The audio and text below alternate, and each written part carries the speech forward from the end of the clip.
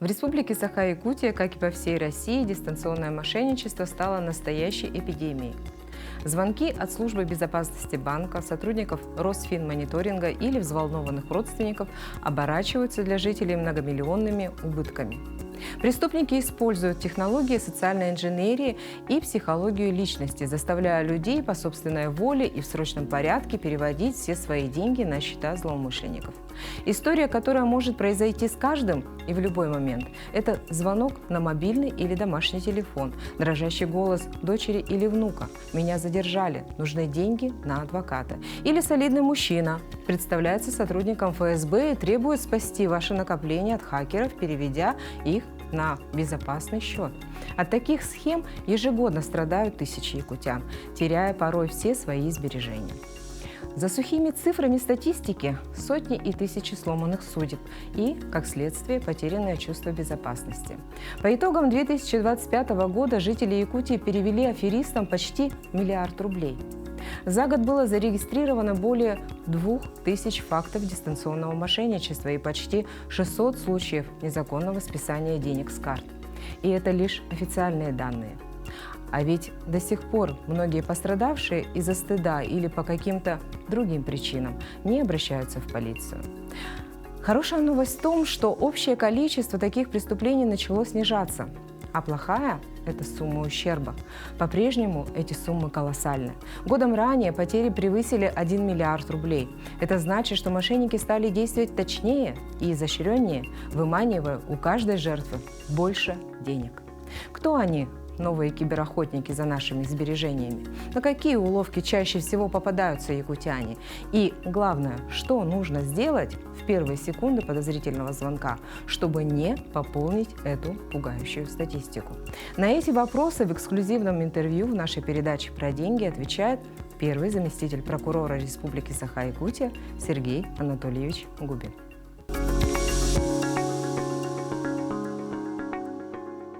Здравствуйте, Сергей Анатольевич. Здравствуйте. В начале нашего разговора давайте расскажем телезрителям о статистике и динамике. Какова динамика роста дистанционного мошенничества в Республике Саха-Якутия за последние 2-3 года? И на какие возрастные и социальные группы граждан в первую очередь нацелены злоумышленники в нашем регионе?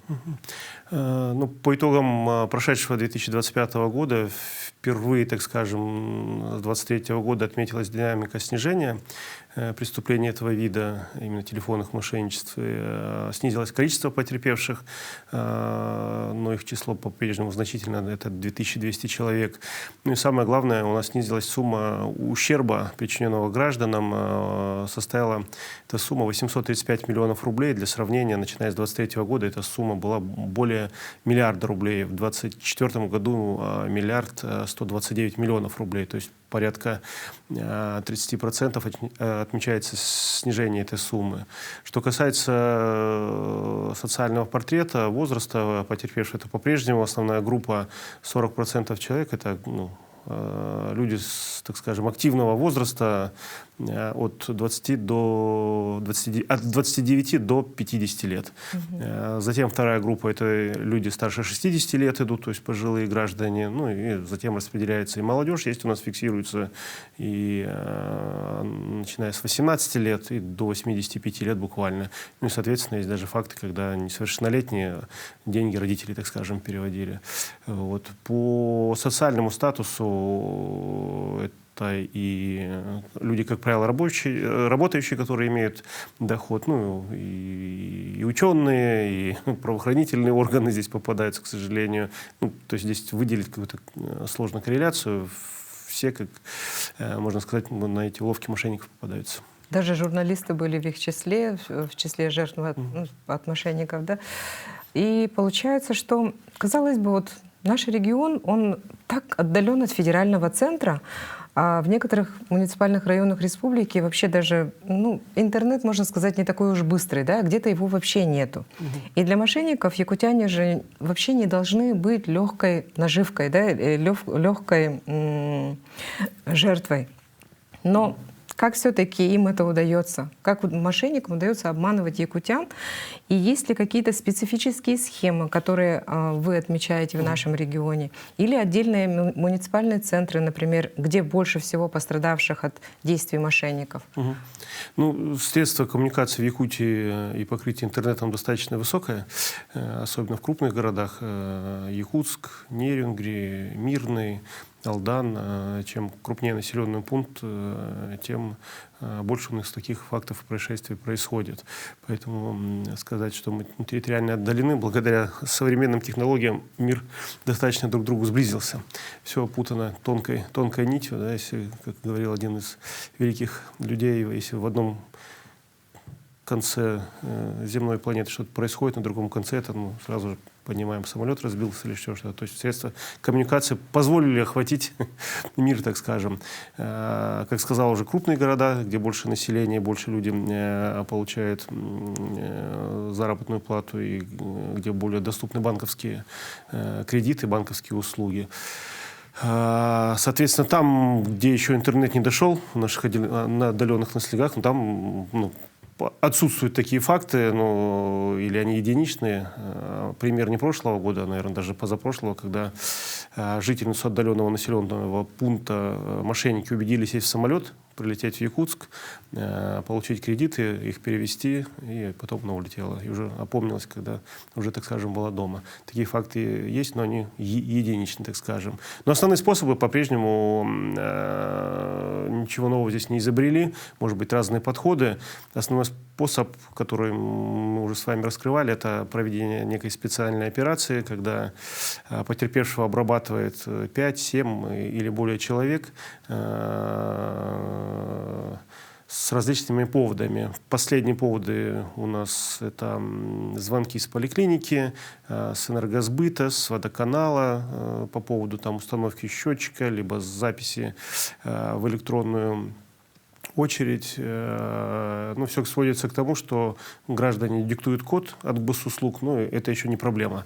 То есть это как бы способ вовлечения в эту специальную операцию, когда человек продиктовал код, он либо сам догадывается, что это были мошенники, либо ему к этому подводят, и затем он начинает оказывать якобы помощь в решении этой проблемы, якобы через госуслуги оформили крупные кредиты, и необходимо предотвратить получение этих крупных кредитов и принять участие в специальной операции. Поступают звонки от сотрудников Федеральной службы безопасности, от полиции, Министерства внутренних дел, служба безопасности Национального банка, и буквально человек 5 человека может и часами, и сутками обрабатывать. Все здесь основывается на чувствах, на эмоциях страха. Как известно, человек, находясь в такой тяжелой ситуации, под страхом теряет чувство самокритичности. И порой происходит, когда у нас для предотвращения какого-то несанкционированного кредита человек убеждает получить другой кредит на более крупные суммы, которые у нас доходят до десятков миллионов рублей. И уж совсем нелогично, когда люди у нас перечисляют через банкомат на счета физических лиц, полученные в банках кредиты, которые они обналичили, и через банкомат, через приложение, как правило, Мирпэй, осуществляется этот перевод. Здесь, на мой взгляд, хотелось бы дать совет, если вы попали в такую ситуацию, испугались, совет не дашь, не бойтесь, да, все равно все люди испытывают эмоции. Здесь совет такой простой: возьмите паузу. Что бы ни происходило, ситуаций очень много. Каждый раз какая-то подводка отслеживается преступниками, общественно-политическая ситуация в стране, даты, праздники и так далее.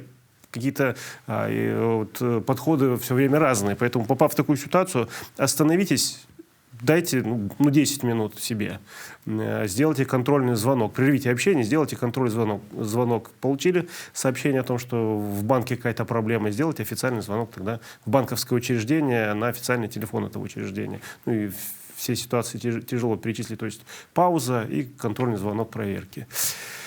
И второй способ, тут уже игра несколько как сказать, низменным это тяжело назвать, а и на чувстве наживы, наверное, игра — это когда люди у нас участвуют в инвестиционной деятельности.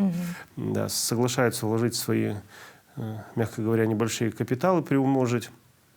И также подпадают под обработку психологическую со стороны 3, 4, 5 работников этой биржи, также берут кредиты, отправляют, причем на первоначальном этапе идет, конечно, жажда наживы, а потом эта жажда наживы превращается в страх потери денег, когда человеку сообщают, что какая-то возникла проблема, либо надо купить лицензию, либо счет заблокирован полицией, ну и масса там изобретений. Вот человек под угрозой потери 1 миллиона может еще взять 6 или 7 и отправить, чтобы разблокировать счет на этой виртуальной биржи. Поэтому здесь совет один: наши с вами небольшие капиталы и инвестиционная деятельность, мне кажется, несопоставимы. Если даже вы решились поработать в этой сфере, то необходимо работать с реальным менеджером в реальном зале, а не дистанционно через телефон. Больше того, я еще добавлю, что кредитные средства ни в коем случае нельзя использовать как инвестиционное вложение, потому что инвестициями человек должен заниматься, когда у него полностью отсутствует кредитная нагрузка, когда у него есть на руках финансовая подушка в размере 3 или 6 ежемесячных доходов. И только после этого человек уже готов, абсолютно свободный, абсолютно с легким таким настроем, да, и с определенным запасом денежных средств, тогда только он может приступать к инвестированию. И этому нужно обучаться. И не один день, не один год люди идут к успешным шагам в инвестициях. Вот. И вот вы назвали такие популярные схемы мошенничества. Вам буквально ежедневно приходится общаться с жертвами мошенников, потому что вот, исходя из сводки в ваших новостных пабликах, на сайте прокуратуры, периодически я читаю новости о том, что вот в Якутии опять очередной человек стал жертвой мошенников и потерял огромную сумму денег.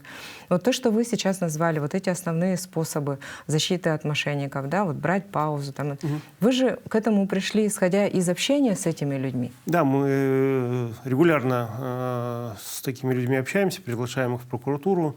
Для объективности отмечу, что эти встречи, к счастью, все реже и реже происходят, но буквально 1,5 года назад это действительно было ежедневно.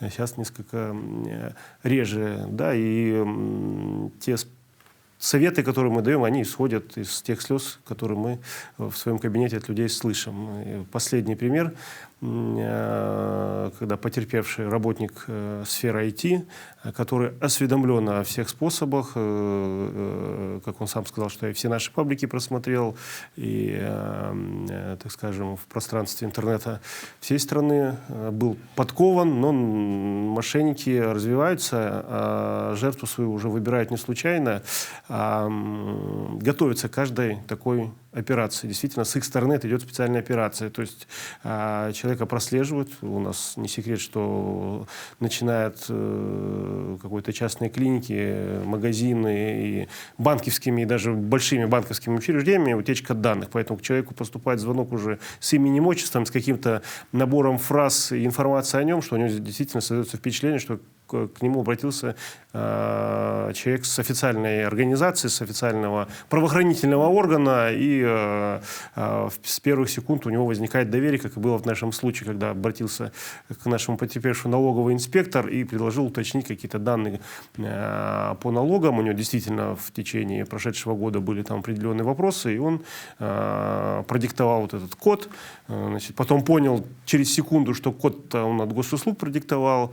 Тут же, говорит, поступил ко мне телефонный звонок от оператора государственных услуг.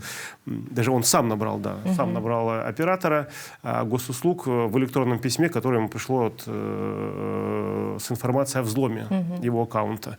Говорит, единственное, что я не понимаю, почему меня остановило, потому что я сразу же ответил оператору госуслуг, что, как по практике, он же рассказал, что тяжело до реального человека дозвониться. Сначала идет общение с ботом, с роботом, да. Вступил в общение и перевели звонок на службу безопасности Нацбанка, и пошла стандартная схема. Нацбанк, ФСБ, причем также, опять же, выход на видеозвонок сотрудника Федеральной службы безопасности. Говорит, в этот раз, говорит, мне удостоверение вот так вот рукой не демонстрировали. Кабинет был без герба Российской Федерации, просто человек в галстуке. Поэтому мне как бы эти все, так скажем, фишки не насторожили. Я подумал, что это реальная ситуация со мной происходит. И действительно, вот он месяц участвовал в специальной операции, перевел свои накопления, занял родственников и получил несколько кредитов банковских банковских учреждениях. Ну, схема стандартная, еще раз говорю, что как-то заход через налоговую инспекцию, но все свелось вот к этой специальной операции, опять же, где очень активно применялись бланки государственных учреждений с печатями, с подписями, с громкими фамилиями там, бортников и так далее. И, ну, у него создалось реальное впечатление, что он участвует вот в такой схеме. Потом, когда мы с ним в кабинете разбирали, что ну, много было вопросов, которые должны были установить, но вот, как я уже в начале выступления сказал, что вот наши эмоции, ну, часть, по-видимому, критического мышления у нас отключает. Поэтому вот он в течение месяца, причем, по-видимому, там у той группировки были тоже выходные. Ну, все происходило до праздников, потом был определенный перерыв. И после праздников с ним продолжили вот такое общение и умножили вот эту сумму по похищенных денежных средств. Получается, что вот такое, мне складывается такое впечатление, хоть бы это было так, да, что мошенники тоже отслеживают, да, вот, то есть я хочу быть права в этом, что вот не зря мы с вами проводим такую вот профилактическую работу. И мошенники тоже эволюционируют своих способов кражи денег у граждан. Потому что вот мы показываем для вас, дорогие телезрители, да, рассказываем, какие есть способы, какие способы мошенники используют. Но ведь нашу передачу смотрят не только вот вы, простые граждане, да, но она доступна в социальных сетях, ссылки на передачу можно посмотреть в любое время. Вы можете в паблике Якутия-24 это сделать в любое удобное для вас время. Также мошенники спокойно могут посмотреть любой выпуск и посмотреть, ага, вот прокуратура рассказала то-то, то-то. Имейте, пожалуйста, это в виду. И защищайте себя, имея вот эту информацию на руках. Просматривайте наши выпуски. Мы уже это наш с вами 3-й год подряд мы записываем вот выпуск с прокуратурой Республики Саха-Якутия, где очень подробно рассказываем обо всех способах, которые мошенники используют на территории Республики Саха-Якутия. И сегодня мы вам тоже покажем на экране и бланки, которые они используют, и, скорее всего, мы даже можем разместить видеоролик, да, в процессе нашего интервью. И, пожалуйста, обратите внимание на детали и учтите, что мошенники эволюционируют. И вот вы согласны с этим, что вот я бы хотела вас спросить, заблокировали определенный мессенджер, да? Вот WhatsApp заблокирован сейчас на территории России целиком. То есть там ограничено общение, ограничены звонки и так далее. Как это повлияло, вот с вашей точки зрения, как это повлияло на количество мошеннических звонков или вообще в целом преступлений в этой сфере? Ну, в продолжение ваших слов я хотел бы сказать, не просто мошенники отслеживают и наши интервью, и многие другие передачи. Это не просто мошенники, это организованные преступные сообщества очень глобального размаха и масштаба. И каждый там занимается своей ролью. Кто-то осуществляет работу в колл-центре. Мы, кстати, задержали одного из участников такого колл-центра, который был даже не на территории Украины, а в Алмате, в Казахстане. Вот удалось провести оперативную комбинацию, задержать его и направить уголовное дело в суд для рассмотрения. Но это только один элемент, тот голос в трубке, который мы с вами слышим чаще либо реже. Масса людей, которые занимаются как раз аналитикой. Как раз то, о чем мы с вами говорим, и когда с потерпевшим разговариваешь, а их предупреждают, когда то есть мы усилили работу с банковским сектором, и сейчас просто в банк так не придешь, у тебя спросят, на какие цели, они обрабатывают ли вас мошенники и так далее, то перед тем, как теперь потерпевший зайти, его несколько часов обрабатывают через устройство, через телефон, даже за свои деньги могут ему приобрести, или просто инструктируют, что в банке находятся как раз мошенники. Сейчас вам расскажут вот такие-то способы, вас просят, но вы должны отвечать вот так-то, так-то и так-то. Но поскольку человек был в психологической обработке до этого 3 дня, а банковский служащий где-то, может быть, формально, а где-то и нет, разъяснил, что есть такие способы, верит, к сожалению, потерпевший того, кто его 3 дня обрабатывал, так скажем, втерся к нему в этот период в доверие. Хотя у нас есть примеры, когда банковские служащие останавливали буквально уже в операционном зале при получении этих кредитных денежных средств людей, объясняли им, что это мошенники, им верили. Есть случаи, когда сотрудники органов внутренних дел, даже прокурор у нас, когда уже были бессильны все остальные, пришел, если не ошибаюсь, это было в Алдане, и вот уже вид форменного обмундирования официальной речи из такого гипноза, что ли, человека вывели. Поэтому здесь надо это учитывать, что, естественно, это аналитики, которые нас плотно, так скажем, отслеживали. Что касается мессенджера, на мой взгляд, это очень сильно повлияло. То есть после того, как он стал притормаживать и в конце концов был заблокирован, количество потерпевших значительно снизилось. Но с учетом того, что пользователи большинство продвинутые, использование VPN-сервисов и так далее, все-таки такие факты у нас продолжаются. То есть, если бы, например, наши граждане перестали пользоваться дополнительными сервисами, не пользоваться запрещенными мессенджерами, то здесь они себя полностью 100% могли бы оградить. Правильно же? Статистика говорит об этом, но 100% опять же сказать нельзя. Здесь бы я хотел такой важный момент отметить, что без помощников внутри страны эта деятельность была бы невозможна. И есть целый ряд граждан Российской Федерации, да, это не граждане Украины, не граждане там, других враждебных нам государств, которые за, так скажем, денежное вознаграждение осуществляют помощь. Элементарно это кто? От неосознанных людей, которые дропы так называемые, да, которые просто не задумываясь за 3000 рублей продают оформленную себе банковскую карту. Да, это, как правило, люди социального статуса, так скажем, которые сами нуждаются, студенты. Вот он захотел сегодня покушать, продал за 3000 рублей.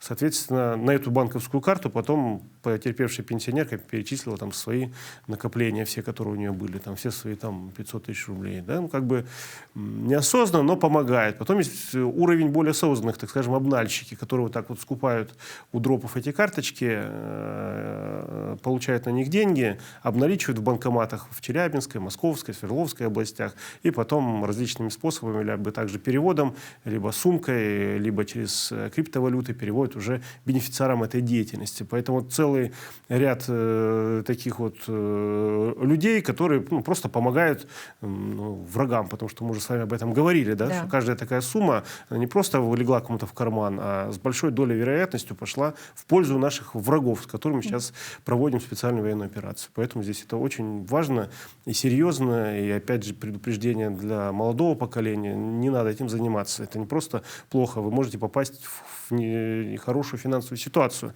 потому что банковские вот такие вещи, судебные решения взыскивают потом. Карточка оформлена на человека, перевод 2 миллиона рублей поступил, финансовая ответственность это ваша. 2 миллиона суд созыщет, арестует все, что там у вас потом пристав и все имеющее имущество. Это называется незаконное обогащение. Даже если вы к этим деньгам не прикасались, а просто свою банковскую карточку дали для использования этой деятельности. Поэтому это очень и очень серьезные моменты. И это очень опасно, потому что человек же может потерять все в моменте буквально. Вот одно такое неправильное решение может привести к тому, что целая семья останется без имущества, без финансовых средств к существованию, да, и без имущества, которое они, может, там наживали в течение всей своей жизни. Вот хотелось бы поговорить про блокировку счетов, банковских счетов. Вот с 1 сентября прошлого года была введена такая новая система блокировки банковских переводов.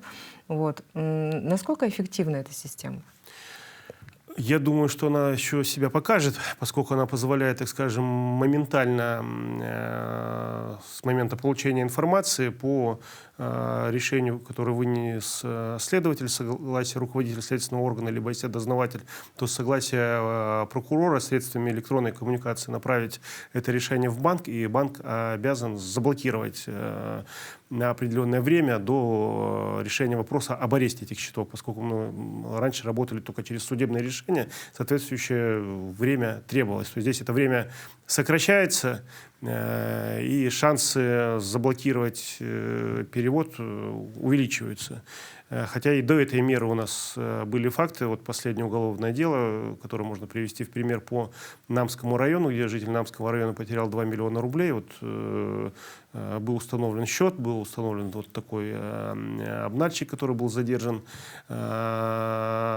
Своевременно наложили арест, и они просто, по-видимому, запутавшись в многочисленных карточек, не успели вывести в течение нескольких часов эти денежные средства. Поэтому уголовное дело направлено в суд, и в декабре декабре, если я не ошибаюсь, уже вынесен обвинительный приговор с достаточно жесткой мерой наказания вот этому гражданину, который помимо жителя Намского района обманул еще 5 жителей других субъектов Российской Федерации. Общая сумма ущерба 28 миллионов рублей была. Ужас какой. Это же такие огромные суммы. Вот для жителя Намского района 2 миллиона, это же огромная сумма. Кредиты? Да, и тем более кредиты. А ему удалось потом эти средства вернуть? То есть удастся ли? Да, их заблокировали. И, да, это тот редкий случай, к сожалению, это очень редкий случай, когда удается догнать это. В большинстве случаев, конечно, работа мошенников нацелена на моментальный вывод денег. Только они поступают на карточку, в течение буквально часа-полтора эти деньги снимаются, и больше мы их уже, так скажем, не увидим, эти деньги. Ну да. Вот смотрите, наша профилактическая работа началась где-то, так активно, с 2023 года. И вот уже на протяжении, более чем 2, уже 3 лет, да, ведется профилактика в сфере таких преступлений, именно финансовое мошенничество, дистанционное мошенничество. И мы очень много об этом говорим. МВД Республики Саха-Якутия проводит очень много профилактических мероприятий. И в этих мероприятиях задействованы и волонтеры финансового просвещения, и организации культуры, и образовательные организации. На ваш взгляд, все-таки какие меры профилактики самые эффективные? Или более-менее эффективные?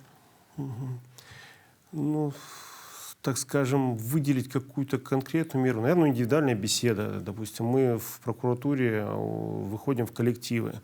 В коллективы, начиная от Российской академии наук, филиала нашего, и заканчивая самыми простыми рабочими коллективами, где в простой, доступной форме, с фотографиями, вот с этими бланками рассказываем и общаемся, отвечаем на вопросы. Наверное, это одна из самых эффективных форм. Хотя и были отрицательные моменты. Опять же, не прошлый год, когда один из наших подчиненных проводил беседу в одном из районов водоканала, если не ошибаюсь, организация, значит, показывал мне фотографии, где он проводит лекцию, рядом сидит будущий потерпевший, который через месяц переводит 20 миллионов рублей, играя на инвестициях. То есть здесь вопрос, о чем мы там разговаривали. Да? Вот. Ну, еще раз говорю, что это настолько тонкая подводка, что особенно вот последний год, полтора, с кем мы из потерпевших общались, они все заявили, конечно, мы знали. Мы знали, что есть телефонные мошенники, что не надо отвечать на звонок, что есть такие схемы, но объяснить мы не можем, почему. Вот. Но объяснения те, которые я привожу, это игра на наших эмоциях, когда просто отключается. Очень часто люди получают звонки, находясь в какой-то эмоциональной ситуации, либо получили информацию о каком-то несчастье в семье, либо там какой-то диагноз им поставили, как-то так выгадывать, что вот этот момент, если человек получает звонок, то там шансы ему выскочить из этой ситуации очень это самое.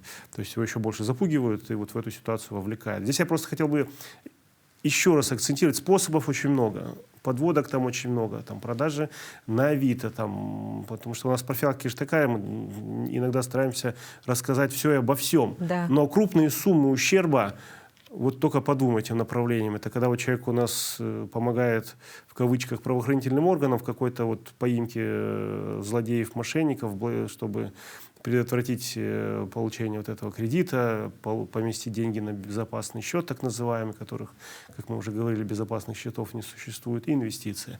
Остальные все покупки там на Авито, еще какие-то вещи, покупки авиабилетов, путевок и так далее, не заканчиваются многомиллионными такими, потому что вот те, кто у нас в кабинетах, они рассказывают все одно и то же нам, за исключением каких-то небольших деталей. Получается, что мне все сейчас вот прям в памяти отразилась прямая линия с президентом России. Да? Владимир Владимирович Путин, когда ему задали вопрос о дистанционных мошенников и что, какие меры предпринимает государство там, по защите граждан, да? Он просто сказал: не отвечайте на звонки с незнакомых номеров. Президент в прямом эфире нам это сказал. Почему мы не можем сделать такой элементарной вещи, казалось бы, да? Ведь это же, согласитесь, что этот просто механизм, вот простое бездействие наше, да, может защитить нас. Ну, надо сказать, что именно после этой горячей линии достаточно в ускоренном режиме был принят законодательный пакет по блокировке, по заморозке кредитов, когда их выдают не сразу, а через 48 часов и другие законодательные инициативы. Очень это положительно, опять же, повлияло на статистику. Но в каждом конкретном случае поступает звонок, и человек ждет, допустим, какого-то звонка от неизвестного номера, так скажем. Поднимает и начинает беседовать. Там. Все уверены, что с ним это не произойдет, но так происходит. То есть масса ситуаций, когда не можем не ответить на какой-то там поступивший. Это было самое, конечно, и мы с этого начинали, когда говорили, не берите незнакомые номера, если взяли, тогда не отвечайте. Бывает так, что поступает звонок от моего руководителя большого, и я ему отвечаю. Это тоже один из способов мошенничества, когда поступает звонок от руководителя. И руководитель, вот аватарка, он у меня высвечивается, и он меня просит поговорить с сотрудником ФСБ, потому что на работе происходит что-то очень нехорошее и подозрительное. А я простой работник. И я не могу не послушаться руководителя, я отвечаю уже на звонок сотруднику ФСБ, который меня вовлекает в эту специальную операцию. Конечно, потом выясняется, что это был не звонок руководителя, это была фейковая аватарка, фейковый звонок или фейковое сообщение в Телеграме или в WhatsApp, раньше. И, соответственно, ситуаций очень много. И опять же, они прослеживают нас, и в том числе выступление президента, это несомненно. Да. И получается, что нам нужно просто иногда включать критическое мышление и стараться ко всему относиться, наверное, с каким-то небольшим подозрением. Да? Я думаю, да. Опять же, будь смелее, попадаешь в ситуацию, куда она эта смелость делать? Здесь тот совет, который я дал все-таки, тут же, не тяжело, возьми паузу. Просто запомни, когда что-то произошло, тебя это напугало. Остановись на 5, на 10 минут. За 10 минут ничего не случится. И уже неоднократно мы с вами об этом говорили. Если человек не произвел никаких активных действий, не получал эти деньги в банкомате, не отправлял их мошенникам, не осуществлял переводы, а происходит та ситуация, которая, как правило, пугает. На вас оформляется какой-то кредит без вашего участия, и эти деньги сейчас отправятся в ВСУ, и вас арестуют. Если все происходит без вашего участия, это все является материальной ответственностью банка. Если взломали системы банка, банк за это отвечает. Тут мы уже успокаиваем, хотя таких у нас случаев нет. Все, опять же, крупные потери, человек сам активно получал кредиты, получал свои деньги. Как правило, это получают сейчас наличными, потому что, опять же, система блокировок не позволяет у нас со счета на счет перебросить, потому что банки начинают включать свои блокировки, исходя из законодательных изменений. Поэтому и мошенники выводят на получение пачек с наличными деньгами, приложение МирПэй, последние 100% это МирПэй, потому что это удобно. Если раньше надо было по 10, по 20 тысяч, чтобы не заблокировал банкомат, приложение МирПэй воспринимает плательщика и карточку, на которую человек переводит, как принадлежащую человеку, потерпевшему. Поэтому здесь без ограничения банкомат поглощает эту всю сумму за очень короткий промежуток времени. Раньше у нас были примеры, по 2, по 3 часа человек стоял у банкомата, к нему подходили служащие, полицейские, он чуть ли не дрался, но продолжал помещать. Поэтому здесь возьмите паузу, просто возьмите паузу. Если у вас страх не прошел, то перепроверка на любой номер, но только официальный, который у вас есть на оборотной стороне банковской карточки, на сайте найдите телефон государственных услуг и так далее. Перепроверьтесь, уточните, есть ли действительно такая проблема. А я вам, дорогие телезрители, рекомендую подписаться на паблики прокуратуры Республики Саха-Якутия. Это официальные источники информации, которые помогут вам в трудной, возможно, в ситуации, которая может с вами произойти, потому что никто от этого не застрахован. Даже мне 1-2 раза в день год назад поступали звонки. Сейчас, слава богу, их стало реже. 1 раз в неделю, но все равно стабильно звонок идет. Но наши эти простые советы, которые вы услышали сегодня в передаче, и та информация, которая находится на официальных аккаунтах прокуратуры Республики Саха-Якутия, это ваша, не знаю, наверное, страница спасения вас от действий дистанционных мошенников. Спасибо вам большое, Сергей Анатольевич, за очень интересное интервью. Мы с вами продолжим нашу профилактику в сфере дистанционного мошенничества. И в этом году мы еще постараемся встретиться, чтобы записать несколько полезных выпусков для жителей республики. Спасибо и вам большое за работу. Для граждан пожелания будьте внимательны и бдительны.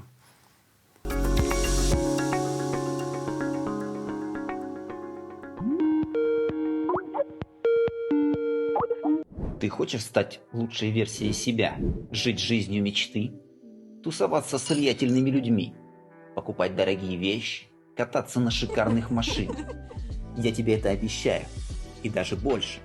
Все, что тебе нужно, это вложить деньги в нашу инвестиционную компанию. Чем больше вкладываешь, тем больше получаешь. Но есть важный момент. Наша компания работает в иностранной валюте. Мы предоставим реквизиты для зачисления твоих рублей и конвертации их в доллары.